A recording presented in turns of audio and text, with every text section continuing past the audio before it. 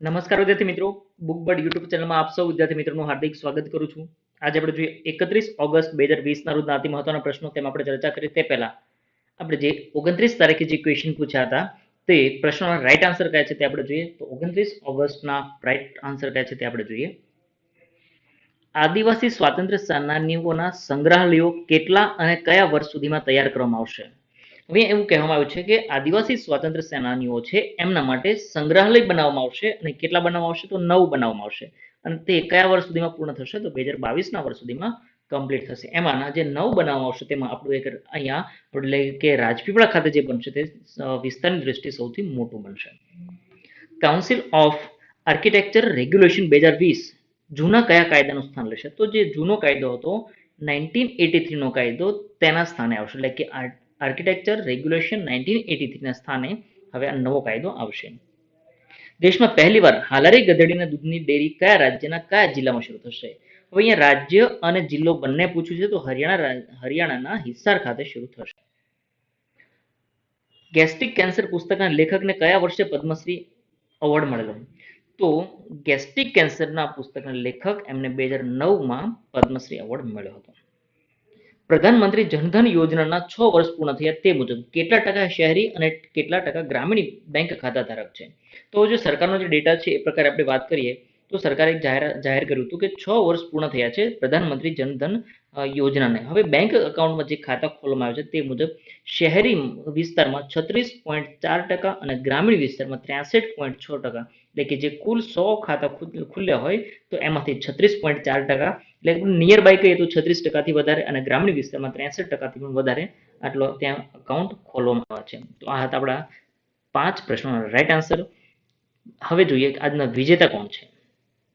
તો આપણા વિજેતા બન્યા છે પ્રવીણ ચૌધરી, બાપલા, બનાસકાંઠાથી. ખૂબ ખૂબ અભિનંદન પ્રવીણ ચૌધરી. ચલો હવે આજના કરંટ અફેર્સના પ્રશ્નોની આપણે ચર્ચા કરીએ. વર્ષ 2020નું ઇન્ટરનેશનલ બુકર પ્રાઇઝ કોણે જીત્યું? 2020નું ઇન્ટરનેશનલ બુકર પ્રાઇઝ જે છે તે કોણે જીત્યું છે? તો મારિકે લુકાસ રિઝનવેલ્ડ. મારિકે લુકાસ રિઝનવેલ્ડ એમણે જીત્યું છે, આપ જોઈ શકો છો. અને એના લેખક જે પુસ્તક છે ને એ પુસ્તક જે મૂળ આપણે એવું કહીએ કે અંગ્રેજી ભાષામાં અનુવાદિત કર્યું છે તો મિશેલ હચિસન એમણે કન્વર્ટ કર્યું છે અથવા તો ટ્રાન્સલેટ કર્યું છે. એ પુસ્તકનું નામ કયું છે? ધ ડિસ્કમ્ફર્ટ ઓફ ઇવનિંગ એમનું તેમણે અંગ્રેજીમાં ટ્રાન્સલેટ કર્યું છે અથવા તો રૂપાંતર કર્યું છે. પરંતુ મૂળ કઈ ભાષામાં હતું? તો ડચમાં. એક ખાસ યાદ રાખજો. ડચ લેખક મારિકે લુકાસ રિઝનેવેલ્ડે તેમની પ્રથમ નવલકથા ધ ડિસ્કમ્ફર્ટ ઓફ ઇવનિંગ એમના માટે ઇન્ટરનેશનલ બુકર પ્રાઇઝ 2020 જીતનાર સૌથી યુવા લેખિકા બની છે. સૌથી યુવા લેખિકા બની છે, એ ખાસ યાદ રાખજો, સૌથી યુવા છે. આ પુસ્તક વર્ષ 2018માં ડચ ભાષામાં પ્રકાશિત થયું હતું અને મિશેલ હચિસન એમણે દ્વારા અંગ્રેજીમાં અનુવાદિત કરવામાં આવ્યું હતું. આગળનો જે પિક્ચર આપણે જોયું, ફોટો જોયો તે કે જેમણે આ મૂળ ડચ ભાષામાં હતું અને હવે એને અંગ્રેજીમાં ટ્રાન્સલેટ કર્યું છે મિશેલ હચિસનને. આ પ્રાઇઝની રકમ €50,000 એટલે કે $60,000 મારિકે લુકાસ રિઝનવેલ્ડ અને મિશેલ હચિસન એના બંને વચ્ચે સમાન રીતે વહેંચી દેવામાં આવશે. ઇન્ટરનેશનલ બુકર પ્રાઇઝ અંગ્રેજી ભાષામાં પ્રકાશિત જે પુસ્તકો છે તેને આપવામાં આવે છે. આ ઇનામોનો હેતુ કયો છે? તો સમગ્ર વિશ્વમાંથી શ્રેષ્ઠ સાહિત્યનું પ્રકાશન અને વાંચનને પ્રોત્સાહન આપવાનો અને સાથે સાથે જે અનુવાદક છે એટલે કે જે ટ્રાન્સલેટર છે એમના કાર્યને પણ પ્રોત્સાહન આપવાનો હેતુ રહેલો છે. 2019ની વાત કરીએ તો ઇન્ટરનેશનલ બુકર પ્રાઇઝના વિજેતા ઓમાનના લેખક જોખા અલ-હાર્થી અને મેરિલિન બુથની સેલેસ્ટિયલ બોડીઝ આ બુકને મળ્યો હતો. વર્લ્ડ ઉર્દુ કોન્ફરન્સનું આયોજન કયા શહેરમાં કરવામાં આવ્યું હતું? વર્લ્ડ ઉર્દુ કોન્ફરન્સનું આયોજન ક્યાં કરવામાં આવ્યું હતું? તો નવી દિલ્હી ખાતે કરવામાં આવ્યું હતું. આપ જોઈ શકો છો કે આ જે આયોજન થયું છે તેમાં 2 દિવસનું એક કોન્ફરન્સનું આયોજન કરવામાં આવ્યું હતું. એમાં એનું ઉદ્ઘાટન કોણે કર્યું હતું? તો આપણા શિક્ષણ મંત્રી છે રમેશ પોખરિયાલ એમના દ્વારા આ ઉદ્ઘાટન કરવામાં આવ્યું હતું. National council four promotion of Urdu languages દ્વારા વર્લ્ડ ઉર્દુ કોન્ફરન્સનું આયોજન નવી દિલ્હી ખાતે કરાયું હતું. ચલો હવે અહીંયાથી આપણે એ પણ જાણવા મળ્યું કે કોના દ્વારા આયોજન કરવામાં આવ્યું હતું. તો national council four promotion of Urdu languages દ્વારા વર્લ્ડ ઉર્દુ કોન્ફરન્સનું આયોજન કરવામાં આવ્યું હતું. 2 દિવસનું આયોજન હતું, 2 દિવસીય વર્ચ્યુઅલ રીતે આયોજન હતું. ક્યાં કરવામાં આવ્યું હતું? તો નવી દિલ્હી ખાતેથી વર્ચ્યુઅલ આયોજન કરવામાં આવ્યું હતું. જો હવે વર્ચ્યુઅલ આયોજન હોય તો બધા પોતપોતાના ઘરમાં હોય કે ઓફિસમાં હોય, અહીંયાથી તમે જોઈ શકો છો કે બધા પોતપોતાની રીતે અલગ અલગ સ્થાન પર હોય. તો એક્ઝેક્ટ ક્યાં આયોજન કરવામાં આવ્યું એવો ક્વેશ્ચન ના હોય, પરંતુ એનું ઉદ્ઘાટન ક્યાંથી કરવામાં આવ્યું તો એ ક્વેશ્ચન બની શકે. તો એ નવી દિલ્હી ખાતેથી ઉદ્ઘાટન કરવામાં આવ્યું હતું. NCPUL એટલે કે national council four promotion of Urdu languages દ્વારા ઉર્દુ ભાષાના પ્રચાર અને પ્રસાર ઉપરાંત ઉર્દુ ભાષાના રક્ષણ માટે આ પરિષદનું આયોજન કરવામાં છે. હવે અહીંયા હેતુ કરેલો છે તો આ ઉર્દુ ભાષા છે એનો પ્રચાર પ્રસાર કરવો અને એ ભાષાનું રક્ષણ કરવું, આ એનો હેતુ રહેલો છે. NCPUL ના ડિરેક્ટર છે doctor Akil Ahmad. Bureau of police research and development એ 28 ઓગસ્ટ 2020 ના રોજ કેટલામાં સ્થાપના દિવસની ઉજવણી કરી? 28 ઓગસ્ટ 2020 ના રોજ 50માં સ્થાપના દિવસની ઉજવણી કરી છે. કોણે ઉજવણી કરી? Bureau of police research and ડેવલપમેન્ટના આ 50 વર્ષ પૂર્ણ થયા 28 ઓગસ્ટ 2020 ના રોજ. Bureau of police research and ડેવલપમેન્ટે 28 ઓગસ્ટ 2020 ના રોજ પોતાના સ્થાપના દિવસની ગોલ્ડન જ્યુબિલી એનિવર્સરીની ઉજવણી કરી. ચલો ગોલ્ડન જ્યુબિલી એનિવર્સરી એટલે કે 50 વર્ષની ઉજવણી કરી. ઘણી વખત મિત્રો જો આ એક વખત આઈ થિંક સિનિયર ક્લર્કની એક્ઝામમાં પ્રશ્ન પૂછાયો હતો. તો આ પ્રકારના ક્વેશ્ચન પૂછી લેતા હોય કે 60 વર્ષને કઈ કહેવાય છે? તો ડાયમંડ જ્યુબિલી કહેવાય. ચલો આપણે બધા જેટલા આપણને યાદ છે એટલે આપણે અહીંયા એક વાર ડિસ્કસ કરીએ. તો 25 વર્ષે કયું વર્ષ કહેવાય છે? એટલે 25મી એનિવર્સરી હોય એને સિલ્વર જ્યુબિલી. ત્યારબાદ 40 વર્ષને રૂબી જ્યુબિલી. ત્યાર પછી 50 વર્ષ એને ગોલ્ડન જ્યુબિલી આપણે નામ આપ્યું. પછી 60 વર્ષ આવે છે તો ડાયમંડ જ્યુબિલી. પછી 65 વર્ષ તો સેફિર જ્યુબિલી કહેવાય છે. અને 70 વર્ષ હોય એને શું કે આપણે કહીએ? Platinum jubilee. અલગ અલગ આ પ્રકારના નામ પૂછાતા હોય છે, તમારે એ યાદ રાખવું જોઈએ. પોલીસ તંત્રમાં શ્રેષ્ઠતાને પ્રોત્સાહન આપવા તેમજ તેમની વ્યવસ્થામાં સુધારા લાવવા ટેકનોલોજી ક્ષેત્રને પોલીસ તંત્રમાં લાગુ કરવા આ વગેરે કાર્યો છે કોના છે? Bureau of police research and ડેવલપમેન્ટનું આ એના કાર્યો રહેલા છે.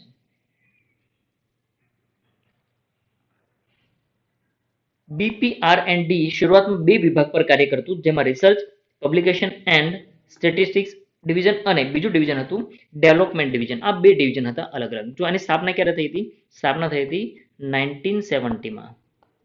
28 ઓગસ્ટ 1970માં એની સ્થાપના થઈ હતી. એટલે 28 ઓગસ્ટ 2020માં એના 50 વર્ષ પૂરા થયા એ પ્રસંગે ઉજવણી કરવામાં આવી હતી. જો કે આ કોના દ્વારા સ્થાપના કરવામાં આવી? ગૃહ મંત્રાલય અંતર્ગત આવે છે. આપણે ખાસ યાદ રાખીએ, કારણ કે પોલીસ ડિપાર્ટમેન્ટનો કોઈ મુદ્દો હોય તો હંમેશા એ ગૃહ મંત્રાલય અંતર્ગત આવતો હોય, એટલું આપણે શોર્ટમાં એટલું યાદ રાખવું જોઈએ. જ્યારે ટ્રેનિંગ ડિવિઝનને 1973માં અને કરેક્શન ડિવિઝનને 1995માં સામેલ કરવામાં આવ્યા અને 2008માં ડેવલપમેન્ટ ડિવિઝનનું આધુનિકીકરણ કરીને નેશનલ પોલીસ મિશન શરૂ કરવામાં આવ્યું હતું. અને તેના હાલના ડિરેક્ટર કોણ છે?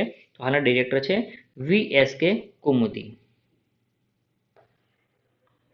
કયા દેશના પ્રધાનમંત્રી શિન્ઝો આબેએ પોતાના ખરાબ સ્વાસ્થ્યને લીધે રાજીનામું આપ્યું? પોતાના સ્વાસ્થ્યનું કારણ દર્શાવી અને એ સ્વાસ્થ્યનું કારણ દર્શાવીને એમણે રાજીનામું આપ્યું છે. કોણે રાજીનામું આપ્યું છે? પ્રધાનમંત્રી શિન્ઝો આબે. તો શિન્ઝો આબે એ કયા દેશના પ્રધાનમંત્રી છે અથવા તો વડાપ્રધાન છે? તો તે છે જાપાનના. મિત્રો જાપાન અને ભારતના જે સંબંધો છે જબરજસ્ત સંબંધો રહ્યા છે. એક પણ દેશ એવો નથી કે જો કે આ કોરિયન દેશો છે, બટ એ કોરિયન દેશને છોડીને કોઈ પણ દેશ એવો નથી કે જેની સામે જાપાન સાથે એમના સારા સંબંધો ના હોય. જબરદસ્ત સારા સંબંધો. પરંતુ ભારત અને જાપાન, આપણે બીજા દેશો સાથે જાપાનના સારા સંબંધો છે એની સાથે આપણને કોઈ વાંધો નથી, તો કોઈ એની સાથે આપણે કોઈ એ પણ નથી કે આપણે એનો ઈર્ષા થાય વગેરે. બટ આપણે ભારત સાથે જે સંબંધો છે એ સંબંધો જબરદસ્ત છે. કારણ કે જો આપણે ઘણી વખત તમે નામ સાંભળ્યું છે ઇન્ડો પેસિફિક નામ સાંભળ્યું હશે. તો ઇન્ડો પેસિફિક શબ્દ કોણે આપ્યો? જાપાન દ્વારા આપવામાં આવ્યું. ખરેખર નામ કયું હતું? Asia Pacific. અને એશિયા પેસિફિક ના શબ્દને હવે એમને કહ્યું, જાપાને કહ્યું કે ના, એશિયા પેસિફિક ને ઇન્ડો પેસિફિક શબ્દ આપો. અને ત્યારબાદ જાઓ કે જાપાને પણ આ શરૂઆત કરી એટલે પછી અમેરિકાએ પણ એને અપનાવી લીધું. ઘણા બધા દેશો, મીડિયામાં પણ તમને આ શબ્દ ઘણી વખત સાંભળવા મળ્યો છે, ઇન્ડો પેસિફિક. તો આ પ્રકારે ચીનની અહીંયા જે હિલચાલ છે એને રદ કરવા માટે તો એના પર ઓછું કરવા માટે, જો ચીનને અને જાપાનને દુશ્મનાવટ તો છે જ, કારણ કે જે હવે જો એક કોન્ટ્રોવર્સી એ પણ થયેલી કે શિન્ઝો આબે એમના પરદાદા, એમના દાદા, નાના, આ બધા જ ઇવન કે એમના મધર એમના ફાધર, આ બધા આખું ફેમિલી એનું આ પાર્ટી સાથે જોડાયેલું હતું. અને પાર્ટી સાથે જોડાયેલું મતલબ કે એની પાર્ટી કઈ છે?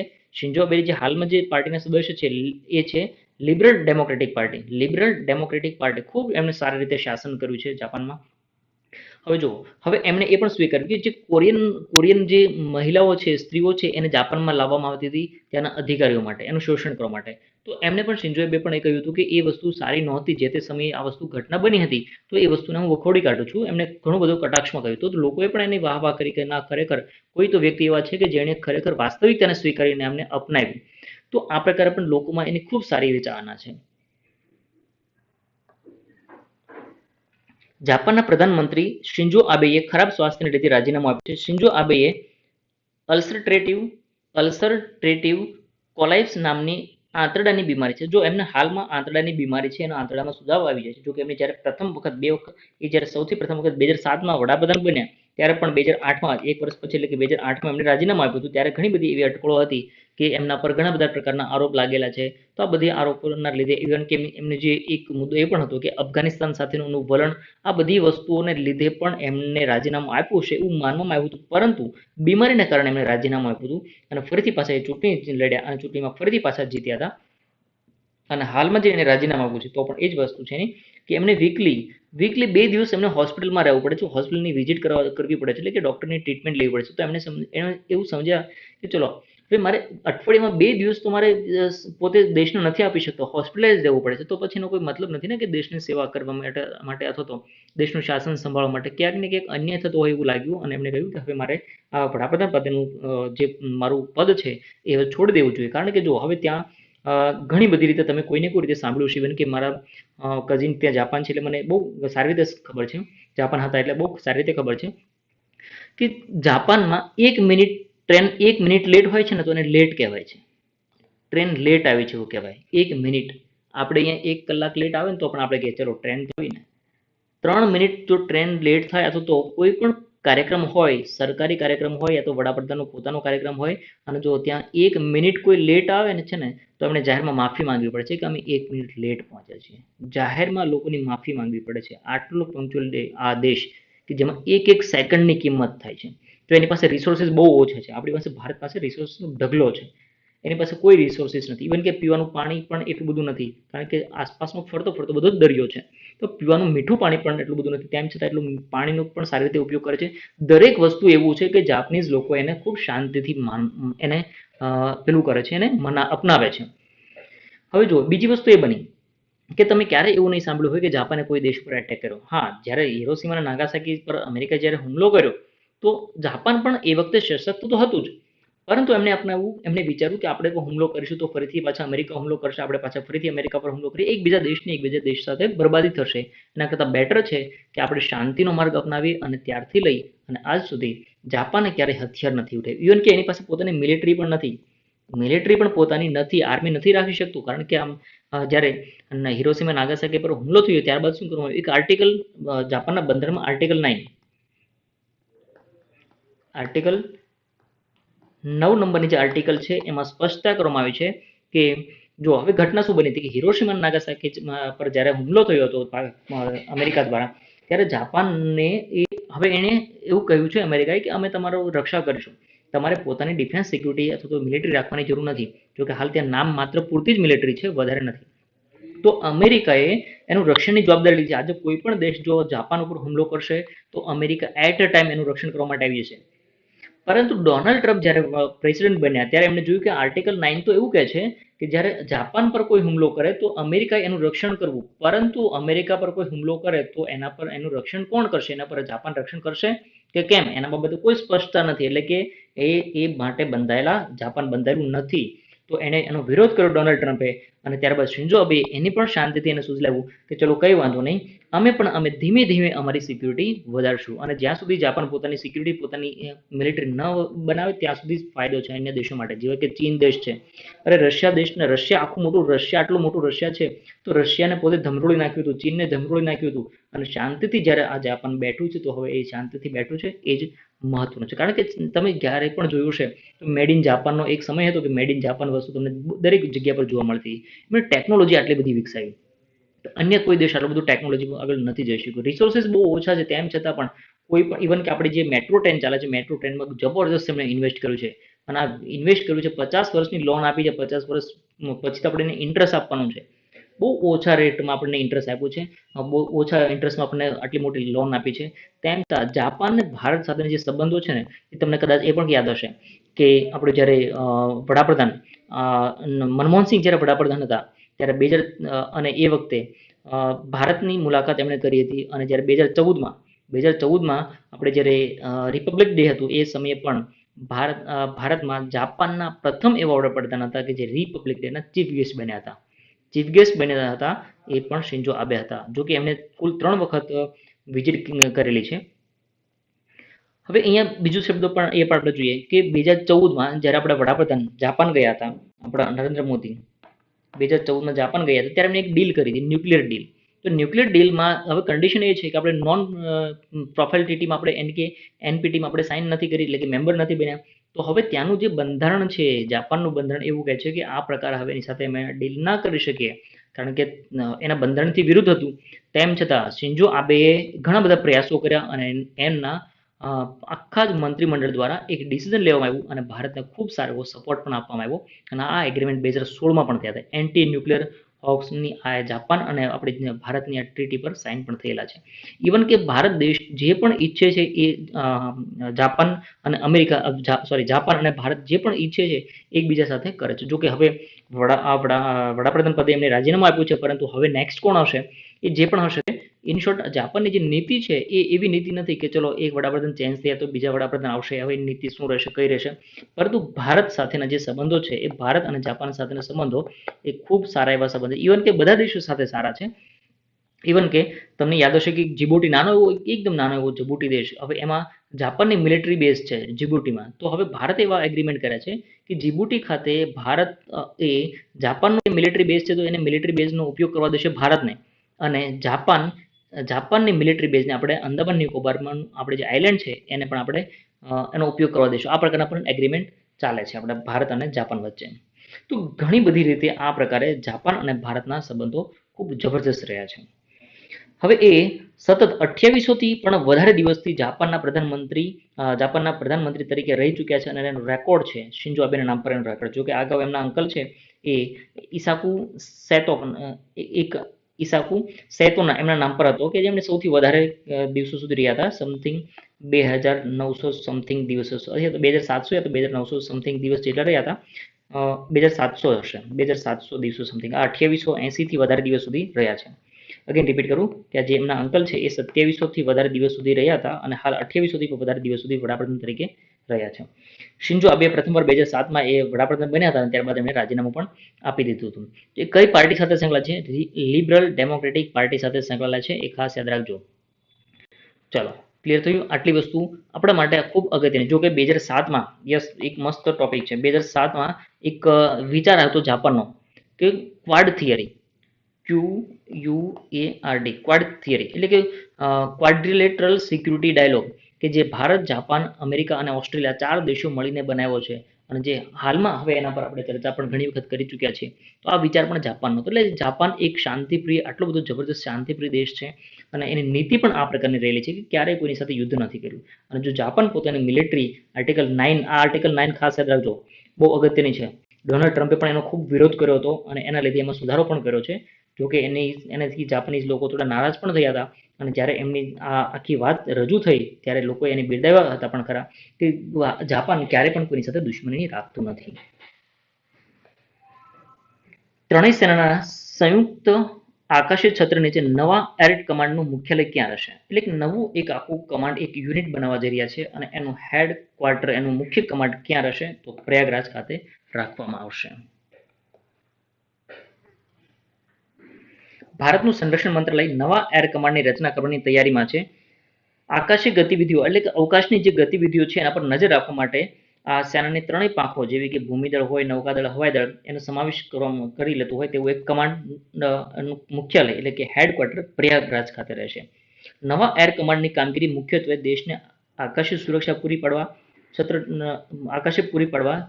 એક છત્રી તરીકે, એટલે કે ઉપરથી તમે જો આકાશથી એક આખું ભારતને વ્યવસ્થિત રીતે કંટ્રોલ કરવા માટે એક આખી ભૂમિકા પૂરી પાડશે. 8 ઓક્ટોબર વાયુસેના દિવસ, યાદ રાખજો 8 ઓક્ટોબરને કયા દિવસ તરીકે ઓળખાય છે? વાયુસેના દિવસ, કારણ કે 8 ઓક્ટોબરના રોજ વાયુસેનાની સ્થાપના કરવામાં આવી હતી. તો એ દિવસ દરમિયાન આ કમાન્ડની રચનાની જાહેરાત કરવાની શક્યતા રહેલી છે, પરંતુ એના વિશે ઘણી બધી ચર્ચાઓ ચાલે છે, હાલમાં ખૂબ ચર્ચામાં છે. સૈન્યની ત્રણેય પાંખો વિવિધ કમાન્ડ અથવા વિભાગમાં વહેંચેલ હોય છે અને સૈન્યની દરેક પાંખના પોતપોતાના વિસ્તાર અને કમાન્ડ હોય છે, પરંતુ બદલાતી જે સમયની જરૂરિયાત છે એને ધ્યાનમાં રાખીને ભારતે એર ડિફેન્સ માટે નવા સંયુક્ત કમાન્ડની રચનાનો નિર્ણય કર્યો છે. જો અગાઉ પણ આપણે જે એર ડિફેન્સ આપણે કહીએ કે Bipin Rawat, chief of defence staff, તો આ ચીફ ઓફ ડિફેન્સ સ્ટાફ જે બિપિન રાવત છે, તો એમણે પણ ઘણી વખત આ પ્રકારની એક કમાન્ડની રચના કરવા પર વાત કરી હતી અને એને ધ્યાને લઈને હાલ કરવામાં આવ્યું છે. અને હાલના vice air chief marshal S અરોરાએ અભ્યાસ કર્યો અને ત્યારબાદ એવું કહેવું છે કે આ કમાન્ડની રચના કરવી આપણા માટે જરૂરી છે. ભારત કયા દેશ પાસેથી $1 અબજ બે આકાશી રડાર ખરીદશે? અવકાશી રડાર ખરીદવામાં આવશે તો $1 અબજ ખર્ચે. જો હવે એ કયા દેશ પાસેથી ખરીદશે? તો ઇઝરાયલ પાસેથી ખરીદશે. ભારત ઇઝરાયલ પાસેથી $1 અબજ બે આકાશી રડાર ખરીદશે. Airborne winning and control system, એને આપણે એવોક્સ કહીએ છીએ. એવોક્સ એટલે કે AWACS, અવોક્સ તરીકે ઓળખાતા આ રડાર ઇઝરાયલની કંપની ફાલ્કને તૈયાર કરે છે. આથી તે ફાલ્કન એવોક્સ તરીકે પણ ઓળખાય છે. ફાલ્કન એવોક્સ પણ હોઈ શકે, યા તો ઓનલી એવોક્સ પણ હોઈ શકે, બટ બંને આપણે યાદ રાખવું જોઈએ. ભારત પાસે પહેલાથી 3 ફાલ્કન એવોક્સ છે. ભારત પાસે 3 ફાલ્કન એવોક્સ છે અને બે આપણે ભારતે બનેલા છે, એટલે મેડ ઇન ઇન્ડિયા બનેલા છે. એનું નામ આપ્યું છે નેત્રા. યાદ રાખજો કે આપણે ભારત પાસે આવા બે એટલે કે જો આગળ તમને પહેલા એક સિસ્ટમ સમજાવી દઉં કે આ એવોક્સ સિસ્ટમ એટલે શું છે. તો આ એવોક્સ સિસ્ટમ, આ સિસ્ટમ નામ છે એવોક્સ. તો અહીંયા તમે જોઈ શકો છો એક આખું એક પ્લેટફોર્મ છે. જો અહીંયા આપણે વિમાનને બે ભાગમાં ડિવાઈડ કરી દઈએ. એક તો બેઝ, જો અહીંયા $1 અબજ છે, એમ કુલ $2 અબજ છે. $2 અબજનો ખર્ચો થશે. $1 અબજનો ખર્ચો ક્યાં થશે? તો એનો બેઝ માટે, અને $1 અબજનો ખર્ચ થશે ઉપર જે આપ જોઈ શકો છો. તો એ પ્રકારનું કે આપણે કહીએ કે એવોક્સ, એના માટે ખર્ચો થશે. હવે જે આ નીચેનો ભાગ છે ને, એ ઉપરના ભાગ સાથે આ એક radar, one type of radar. તો રડાર એ ઉપરથી અવકાશથી નીચે કંટ્રોલ કરશે અને અવકાશથી એને સારી રીતે કનેક્ટિવિટી મેળવી શકે. તો ઉપરનો જે ભાગ છે એ આપણે લાવવાના છીએ. ક્યાંથી લાવવાના છે? ઇઝરાયલ પાસેથી લાવવાના છે. આખી સિસ્ટમ કમ્પ્લીટલી ઇઝરાયલ પાસેથી લાવવાના છે. હવે આ જે છે એ આપણી પાસે કુલ કેટલા છે? તો 3 છે ફાલ્કન, કે જે ફાલ્કન એવોક્સ છે, જે આપણે રશિયા પાસેથી ખરીદેલા છે. અને કુલ બીજા 2 છે એ આપણે ભારતે બનાવેલા છે. એનું બેઝ પણ ભારતનું છે અને ઉપરની જે સિસ્ટમ મૂકી છે એ પણ ભારતની છે, અને તેનું નામ આપ્યું છે આપણે નેત્રા છે. ચલો, આઈ હોપ કે આટલું તમને ક્લિયર થયું હશે. જો અહીંયા જે તમે જોઈ શકો છો કે એક ડીશ પ્રકારનું અથવા તો એક છત્રી પ્રકારનું, તો આ એક રડાર જ છે, one type of radar. Bharat પાસે પહેલેથી 3 ફાલ્કન એવોક્સ છે. જે ફાલ્કન એવોક્સની ગણતરી વિશ્વની સૌથી આધુનિક રડાર સિસ્ટમમાં થાય છે. જો આપણી પાસે કુલ કેટલા છે? 5 જ છે. 3 ભારત પાસે ઓલરેડી છે વિદેશથી લાવેલા, અને 2 આપણે ભારતે પોતે બનાવેલા. કુલ 5 જ છે. ઇવન કે આપણે પાકિસ્તાન પાસે પણ આપણા કરતા વધારે છે. જ્યાં ખર્ચો કરવાની જરૂર છે ને, ત્યાં ગવર્મેન્ટ ખર્ચો કોસ્ટ કટિંગ કરે છે, અને જે ખર્ચો નથી કરવાનો ત્યાં કરોડો રૂપિયાના, અબજો રૂપિયાના ખર્ચે. જ્યારે લોકડાઉન હતું તો એ લોકડાઉનના સમય દરમિયાન રસ્તા પર ચિત્રો બનાવતા હતા, યુઝ માસ્ક, વેર માસ્ક. હવે લોકડાઉન છે, લોકો ઘરમાં બેઠા છે, તો રસ્તા પર ચિત્રવાની શું જરૂર છે? રસ્તા પર કોણ જોવા આવવાનું છે? ખરેખર ખબર નહીં સરકાર ક્યારેક કેવા ડિસિઝન લઈ લે છે. ઇન શોર્ટ, આપણે એટલું યાદ રાખશું એઝ અ સ્ટુડન્ટ તરીકે કે 3 ફાલ્કન એવોક્સ જે આપણી પાસે ઓલરેડી છે, અને બીજા 2 છે કે જે નેત્રા નામ આપેલું છે, આપણા ભારતની બનાવટના છે. હવે જો અહીંયા ડિફરન્સ કેટલો છે કે નેત્રા છે ને એ કેટલી ડિગ્રી ધરાવે છે? એટલે કે 240 ડિગ્રી. જ્યારે રોટેશન કરવાનું હોય ત્યારે 2 ડિગ્રી રોટેટ કરી શકે છે. જ્યારે આ 3 ફાલ્કન છે ને 360 ડિગ્રી રોટેટ કરે છે. એટલે કે આખું એ મૂવ ત્યાંથી એક્ઝેક્ટ આખા 360 ડિગ્રી એને ફરી શકે છે. તો હવે આ અત્યારે અત્યંત જરૂર કેમ પડી? તો આપણે ચીન સાથેનો જે હાલનો જે સંઘર્ષ થાય છે એ જોતા ભારતે વિચાર્યું કે હાલ આપણી પાસે આ પ્રકારની સિસ્ટમ વધારે હોવી જોઈએ. જ્યારે પણ કોઈને કોઈ ઓપરેશન જ્યારે કરવાતું હોય ત્યારે આ પ્રકારની સિસ્ટમ વધારે જરૂરી છે. કારણ કે રડાર, આપણે જો એક સિમ્પલ ફંડા જોઈએ કે રડાર એટલે શું એ જોઈ લઈએ કે જમીન પર આપણું જે રડાર હોય છે એના કરતાં આ રડારની એની રેન્જ વધારે હોય છે, એટલે કે લેન્થ વધારે હોય છે. અવકાશમાં આ ઊંચે હોય છે. તો એનાથી શું થાય છે કે આ એવોક્સ જેટલું એ આસપાસના વિસ્તારમાં, એટલે કે દુશ્મન દેશનું અથવા દુશ્મન મિસાઇલ હોય, ફાઇટર એરક્રાફ્ટ હોય, તો આ બધી વસ્તુ, અથવા તો એરબોર્ન એટલે શું કે જે હવામાં જે વસ્તુ ઉડતી હોય, તો તો એને એરબોર્ન કહીએ. તો અથવા તો ડ્રોન હોય તો પણ એને ત્યાંથી એને ડિટેક્ટ કરી લે છે. અને ગોળાકાર છે, જો આગળની ડિસ્કમાં જોઈએ કે ગોળાકાર હોવાથી શું થાય કે બધી દિશામાં એને પોતાને જે તે ઓબ્જેક્ટને ઓળખી કાઢે. પરંતુ 360 ડિગ્રીમાં ફાલ્કન ફરી શકે છે. આપણું જે નેત્ર બનાવ્યું છે એ 240 ડિગ્રી જેને કવર કરે છે. એટલે થોડીક ખામી છે. એટલા માટે બેટર છે કે આપણે ત્યાંથી ઇઝરાયલથી લઈ આવીએ, જેથી કરીને 360 ડિગ્રી પર એને મૂવ કરી શકાય અથવા તો એને વ્યૂ કરી શકાય. એટલા માટે આપણે લાવવા જરૂરી છે. ચીન પાસેથી લાવવા, ચીનની સામે જે હાલની જે સંઘર્ષપૂર્ણ વાતાવરણ છે તો એના માટે આપણે લાવવા જરૂરી છે. જ્યારે આપણે લાવવામાં આવ્યા છે તો આ 3 એવોક્સ ક્યારે લાવવામાં આવ્યા હતા? તો 2009 થી 2011 ની વચ્ચે આપણે કુલ 3 પ્રકારના એવોક્સ લાવ્યા હતા. ભારત રશિયન બનાવટના કદાવર ઇલ્યુશન 76 વિમાનો પર આ રડાર ગોઠવ્યા છે. આગામી રડાર પણ સંભવતઃ એ જ વિમાનો પર ગોઠવવામાં છે. જે આગળનું આપણે વિમાન જોયું હમણાં, તો એ ઇલ્યુશન 76 વિમાનો છે. એને ઘણી વખત આપણે જો ઇલ્યુશન 76 પણ કહીએ છીએ, એ પણ યાદ રાખજો. અથવા આપણે જે 3 લાવ્યા છે એને ઇલ્યુશન 76 કહીએ છીએ, IL-76. અને જે આપણું નેત્રા છે, આપણે ભારતના પોતાના બનેલા એને આપણે નેત્રા પણ કહીએ છીએ. કઈ આઈઆઈટી સંસ્થાએ તાજેતરમાં કોન્વોકેશન ડેની વર્ચ્યુઅલ ઉજવણી કરી? કોન્વોકેશન ડેની વર્ચ્યુઅલ ઉજવણી કરી કોણે કરી છે? આઈઆઈ બોમ્બે ઉજવણી કરી. ચલો જોઈએ કઈ રીતે ઉજવણી કરી છે. આપ જોઈ શકો છો અહીંયા કોઈ વ્યક્તિ નથી, જો વ્યક્તિ કોઈ નથી, પરંતુ કેવી રીતે એક આખું એનિમેશન બનાવી દીધું છે. અને આ એનિમેશનના આધારે એક કેરેક્ટર અલગ અલગ બનાવી દીધા છે. અને એ આ પ્રકારે એક મસ્ત મજાનું સ્ટેજ છે. આ બધું જ વર્ચ્યુઅલી છે. તમે અહીંયા બહુ સારી રીતે સમજી શકતા હશો કે કોઈ વ્યક્તિ નથી, ફિઝિકલ કોઈ વ્યક્તિ નથી, બટ આ પ્રકારનું એક કોન્વોકેશન કરવામાં આવ્યું હતું.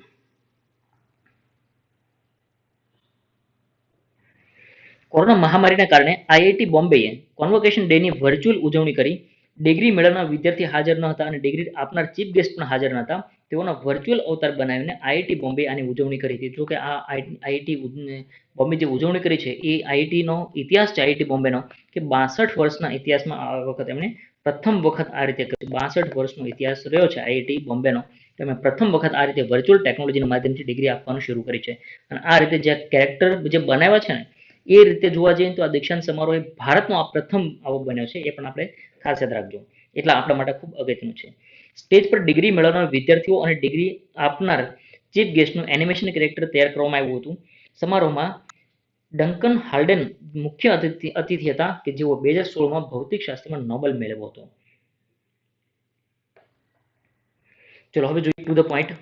સૌથી શક્તિશાળી હાઇડ્રોજન બોમ્બનું પરીક્ષણ કર્યું છે. કોણે પરીક્ષણ કર્યું છે? તો રશિયાએ. જો કે એમણે તો 1961માં આ પરીક્ષણ કર્યું હતું અને હાલ એમણે જાહેર કર્યું છે. તાજેતરમાં ખુલાસો કર્યો, રશિયાએ તાજેતરમાં ખુલાસો કર્યો કે તેમણે 1961માં એક હાઇડ્રોજન બોમ્બનું પરીક્ષણ કર્યું હતું અને તે દુનિયાનો અત્યાર સુધીનો સૌથી શક્તિશાળી બોમ્બ વિસ્ફોટ હતો. ગયા અઠવાડિયે પરમાણુ ઉદ્યોગની 75મી વર્ષગાંઠ પર પરમાણુ એજન્સી રોસાટોમે યુટ્યુબ ચેનલ પર 40 મિનિટનો વિડીયો પોસ્ટ કર્યો અને આ ખુલાસો કર્યો હતો. ઉલ્લેખનીય છે કે અમેરિકાએ 1945માં હિરોશીમા પર 4400 કિલોગ્રામ વજનનો બોમ્બ ફેંક્યો હતો અને એના કરતાં પણ આ 3333 ગણો વધુ શક્તિશાળી છે. એટલે કે જે બોમ્બ ફેંક્યો હતો ને એના કરતાં પણ 3000 ગણો વધારે એની શક્તિ ધરાવે છે. સાર નામના બોમ્બને વિમાનથી પેરાશૂટના માધ્યમથી આર્કટિક સાગરના સેવેરની ટાપુ પર ઝીંકવામાં આવ્યો હતો. અને જે લગભગ એ કહેવાય છે કે 65 મીટર સુધી એનો ફેલાવો થયો હતો. 65 મીટર સુધી અને 300 કિલોમીટર સુધી એ દૂરથી જોઈ શક્યા હતું. જે ઊંચાઈ કેટલી થઈ હતી જ્યારે બોમ્બ વિસ્ફોટ થયો ને ત્યારે એ ઊંચાઈ કેટલી થઈ હતી? તો આગના ગોળા છૂટ્યા હતા 65 કિલોમીટર ઉપર સુધી. વિચારો 65 કિલોમીટર અને લગભગ 300 કિલોમીટર દૂર સુધીથી એને રાખ જોઈ શકાતી હતી. આટલું જબરજસ્ત આ વિસ્ફોટ થયો હતો 1961માં, જે અત્યાર સુધી ક્યારેય રશિયાએ ખુલાસો નહોતો કર્યો. જ્યારે આપણે ભારતમાં તો એક સારો મજાનો ફટાકડો બનાવ્યો હોય તો પણ અગાઉથી મીડિયાને ખબર પડી જાય કે શું થવાનું છે, ક્યારે થવાનું છે, કેમ થવાનું છે, પછી ભલે શરૂ થઈ જતું હોય. બટ આ પ્રકારે જે અમુક દેશો છે કે જબરજસ્ત પોતાની ટેકનોલોજી રાખે છે. રશિયાએ આ વિસ્ફોટનો ક્યારેય ખુલાસો કર્યો ન હતો અને હાલ એનો ખુલાસો કરવામાં આવ્યો છે. ચલો મિત્રો, તો બધા આપ રેડી હશો આજના કરંટના ક્વિઝ માટે? ચલો જોઈએ. એનસીસીનું ગઠન કયા વર્ષે અને કઈ સમિતિની ભલામણ પર કરવામાં આવ્યું હતું? એટલે કે અહીંયા તમારે બે ક્વેશ્ચન છે. તો કયા વર્ષે અને કઈ સમિતિ, એટલે યર એન્ડ કમિટી. કઈ સંસ્થા અથવા તો કંપની દ્વારા પેયજળના પુરવઠા ધોરણો માટે ડ્રાફ્ટ તૈયાર કરવામાં આવ્યો? તાજેતરમાં હરિત ભારત સંકલ્પ કઈ સંસ્થા, વિભાગ અથવા તો મંત્રાલય દ્વારા કરવામાં આવ્યો છે? ટ્રાન્સજેન્ડર વ્યક્તિઓ વિરુદ્ધ અપરાધ કરવા પર નવી જોગવાઈ મુજબ જેલની સજાની જોગવાઈ કેટલી છે એ જણાવવાનું છે. જેલની સજા કેટલી થશે તે જણાવવાનું છે. ભારતનો સૌથી જૂનો રોપવે કયા રાજ્યમાં આવેલો છે તે તમારે કમેન્ટમાં આપણો જે વોટ્સઅપ નંબર છે એ વોટ્સઅપ નંબર 7575 878603 નંબર પર તમારે વોટ્સઅપ કરવાનો છે. ચલો તો મિત્રો આ હતા આપણા 31 ઓગસ્ટ 2020 ના રોજના અતિ મહત્વનો પ્રશ્નો. તેના વિશે આપણે ચર્ચા કરી. મળી નેક્સ્ટ વિડીયોમાં. Thank you for watching good current affair.